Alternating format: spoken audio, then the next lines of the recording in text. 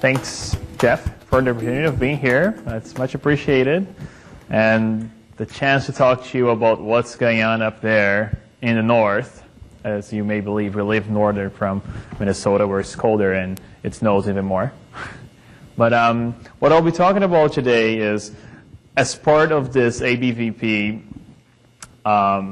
board certification, what we designed in Saskatchewan, which is, you notice, a bit different from what Emily and the other residents are going through, is the idea that I am still associated with the university. So really, we work in a different system where we have referral cases from veterinarians. So I'm not out there in the field on a daily basis. That is not my job. I am there providing them extra support on challenging cases. So that, to me, like Jeff outlined it during his brief introduction, is the fact that it's an extra challenge. It comes in form of cases that usually, like PCV3 presented by Emily, you just can't get a grasp on what's going on initially, and you need that additional help. So in this case, it may not be as novel as PCV3, but I thought it was quite interesting, mostly because it challenged me and the referring veterinarian on what was going on. So I'll give you a brief introduction of what we were facing. Well, I'm living in Western Canada. You may or may not believe we have hog farms there, but there's obviously way more distance between farms than in the U.S. So I'm talking about kilometers, and that translates into many miles between farms. So that really helps us trying to keep things under control. This particular farm is a 2500 sow farm, farrow to finish in 2 sites. So pigs would go all the way from breeding to grower in one site, and then 3.7 kilometers away, there is our finisher site. So enough that there is a bit of a transportation, but not enough so that they don't freeze during the winter. Here I said standard biosecurity, and what I understand from that is the idea that we have both external and internal biosecurity. So there is a fence so that wildlife does not have direct access to the premise. There are signs to try to keep people away from the farm, so unwanted visitors in the middle of the night. And we also have internal biosecurity. In this case, people have to shower to come in, and there were bud dips around the farm, but that's about it, not much more. A summary from January 2017, when this all started, is that this was a PRRS-negative, PCV2 vaccinated farm, M-Hio negative. We did have swine influenza, an isolate that was first obtained in 2015, and they have been vaccinated using an autogenous vaccine since then. APP serotype 12, Haemophilus parasuis, and strep suis serotype 9, they're all present in the farm, we've known, based on previous diagnostic submissions. This is where things start to get fun. The referring veterinarian actually started to notice the spikes in pre-weaning mortality. So really, his complaint was that he had a 2600 2600 cell farm farrow to finish with increased diarrhea in the first week of life. So right in the farrowing room, things started getting fun. Watery diarrhea, and it seemed to be mostly associated with gilt litters, and roughly 30% of those piglets born were affected. He also mentioned that sows were vaccinated with an E. coli bacterium. As you can see, obviously what we did is we went out there, started doing postmortems and submitting samples for diagnosis. It was nothing abnormal except for the number of pigs that were affected, but the diarrhea seemed pretty consistent as what we would expect at that age, but the number was definitely alarming. And surprising for us is, although the main pathogen isolated from those samples was E. coli, and in fact STB positive and ADA1 positive E. coli, the main histological finding was villus atrophy and blunting. It didn't really add on when you think about E. coli causing this kind of microscopic lesions. So in fact, we started guessing ourselves, and we reached out to Dr. John Fairbrother, an E. coli expert in Montreal, and say, have you ever seen such a thing where E. coli, STB positive and ADA1 positive leading to this kind of lesions? Especially because we knew this actually was associated with E-Tex. And these cells, like I said, they were vaccinated with a bacterium. So obviously, we were thinking about in a bit too simplistic manner here. Really, although we did isolate E. coli, we had to keep digging so that we could find what was really going on. And naive of us, we usually don't submit this kind of sample for for laboratory testing. But we sent fecal samples to look through zoster suis or cytozoster suis, which has been more recently renamed. And guess what? We did find there was quite a lot, large numbers of zoster suis into those samples from piglets that had diarrhea within their first week of life. Surprise, surprise, and a bit naive of us initially is the fact that we neglected rotavirus based on the fact that we're seeing a met of bacillus in the histopathology sections. So although E. coli was there, rotavirus was also there. And these two pathogens here together, they do seem to help us make sense out of these findings. So really our working hypothesis here is that we had zoster or cytozoster suis and rotavirus. Can't really tell who came first or who's doing the real damage, but probably both at the same time. They lead to this villi blunting, and then eventually E. coli would come and just take advantage of this great opportunity, which is to colonize the small intestine and proliferate. So interventions right away, we initiated with rotavirus feedback, both gilt and sows at 85 or 90 days of gestation. So fecal matter from affected animals brought back to them. We did treat the coccidiosis with toltrazuril at 3 days of age. And now what I'm picturing here on the right and is really one of those cases. Here you can see the protozoa as depicted by the blue arrows. For E. coli, as part of our judicious use of antimicrobials, we didn't do anything. At this point, we really thought E. coli is an opportunistic pathogen. We should not be using antibiotics in this case. And in fact, we're quite happy when the next month we got some production records back and we seem to be in the right track, right? We were like, okay, good. Our job here is done, but not so quick. So what we did here, in my opinion, is that we steered the pot. We made things a bit cleaner. We made things a bit better.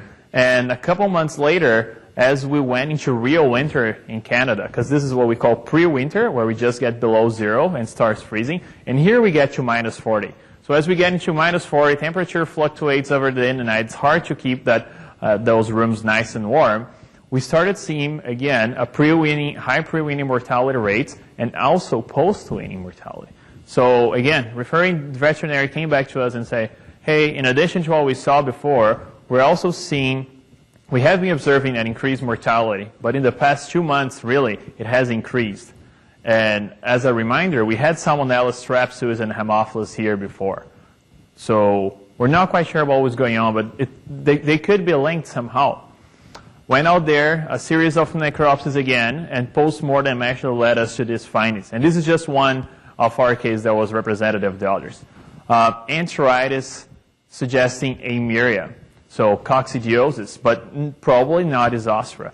And it came to my knowledge that some amyria species are actually associated with later diarrhea in older pigs. So instead of coming in right away in the first week of age, amyria actually leads to diarrhea later on after 3 or 4 weeks.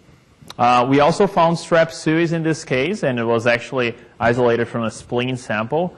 So, Strep suis, the more we work with it, and the more I talk to Gottschalk in Montreal, it's very hard to figure out what's pathogenic and what's not. In this case, because it's in the spleen and this pig was sick, odds are we would like to expect that it came from the lungs.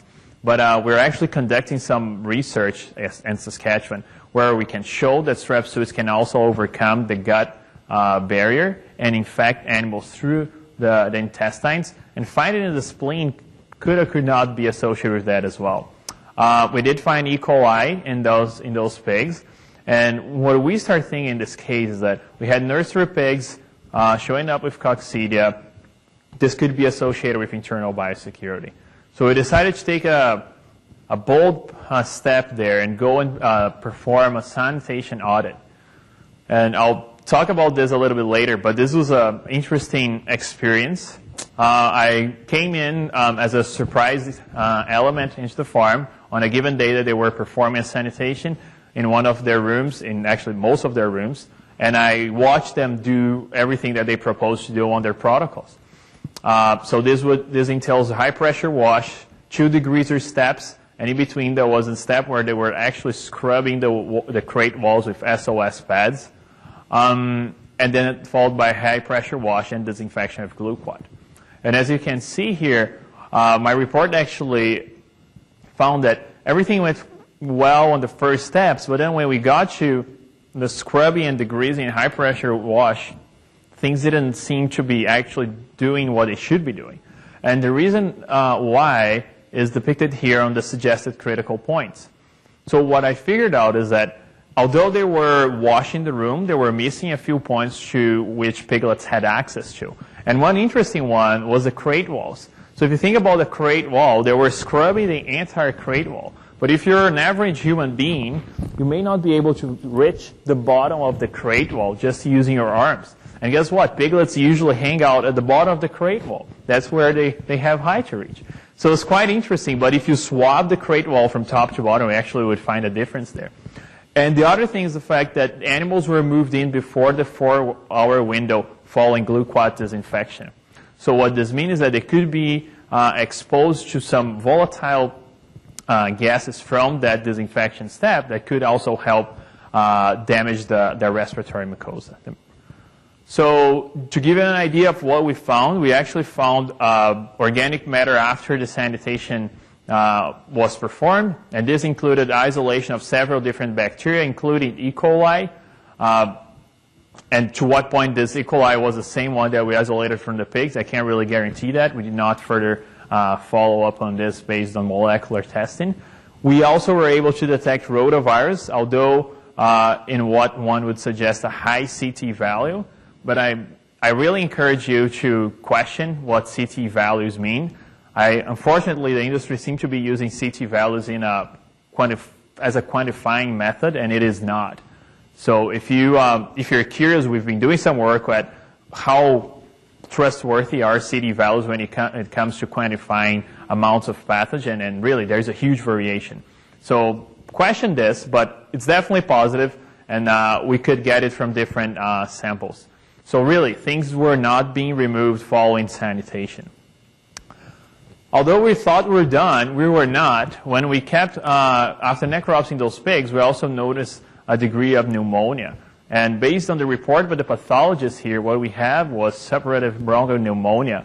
So we followed up with Dr. Detmer and were able to isolate swine influenza virus from that. Surprise, surprise, we did have our old H3N2, so they've been vaccinating for that using an autogenous vaccine. But we also isolated a brand new H1N2, brand new for that farm. It's a known strain, but that farm did not have it before. We can't really tell when this new strain was introduced into the farm, but definitely the fact that we've been vaccinating for only one strain could be providing some coverage, but not enough, because we're seeing lesions consistent with swine influenza. So this is kind of how I picture what was going on in that farm. We had challenge here in the farrowing room with coccidia and rotavirus. In nursery, we would come in with swine influenza, and the weaning challenge, all the stress associated with that, would lead to animals being off feed, and they would fail to thrive, and either they would die or being euthanized. And that would lead to the higher mortality rates. It was interesting to understand that, in fact, E. coli was hiding behind those primary pathogens. So although we found E. coli initially, it was only because we persevered a bit more. We understood that the problem there was coccidiosis and rotavirus in association. E. coli was secondary. And same thing seemed to be happening here for the respiratory pathogens. So influenza was there opening the doors, and possibly APP, Haemophilus parasuis, and Strep suis could be taking advantage of that environment. And then, again, our intervention included sanitation for coccidiosis, feedback for the rotavirus, and actually treating for coccidia, and isolating and producing a new autogenous vaccine. So I like to actually, I really like to stress here that during these steps, we did not introduce or suggest the producer to use any more antimicrobials than he had been using at all, right? Basically because we could figure out that at this point, bacteria were not our main target here. We had to target other things before, if we're really caring about bacteria. So although this is a simple case, if you think about it that way, because we're talking about pathogens that have been studied for years, and if you went through vet school, you heard about these pathogens before, you should know what's going on. When they start acting in combination here, things can get pretty ugly. So we're quite happy when we followed up, and this is only up to May this year. We did decrease pre-weaning mortality, and we were on our way to decrease post-weaning mortality. They had just started vaccinating for the new H1N2 here, so we expect that by now this line should be dropping below the 5% level. Hopefully it is. What we learned from this, usually a problem has multiple roots, especially in a swine farm where we have tons of pigs confined into a very small space. So keep digging until we actually figure out what the cause is. Bacteria tend to be opportunistic. Usually at that age, viruses and other pathogens could be the primary causative agent. It's important to keep people on their toes, especially when it comes to sanitation. The staff was not quite happy that I was there, but showing them what was happening based on evidence, so based on that diagnosis coming from the lab, we could remind them that that needs to be done. And communication was key in this case. Coming in and auditing staff is not something most people would like to, be part of, unless maybe if you are the auditor. But if being audited and there's someone there judging you, it's not a really nice thing to be doing. So really, I had to work with the staff and say, by the way, we're here working on the same team. We're both trying to reduce mortality. Don't see me as a judge. Don't see me as someone just, from the outside. We're in the same team. Let's work together here, and let's figure this out. So really communicating with staff and making sure everyone understood what was going on and why I was there, because I'm this outsider, right? I don't usually go to that farm. Their referring veterinary goes to the farm. So that was quite interesting. Dealing with that and making sure I gained their trust was definitely a lesson that I truly appreciate.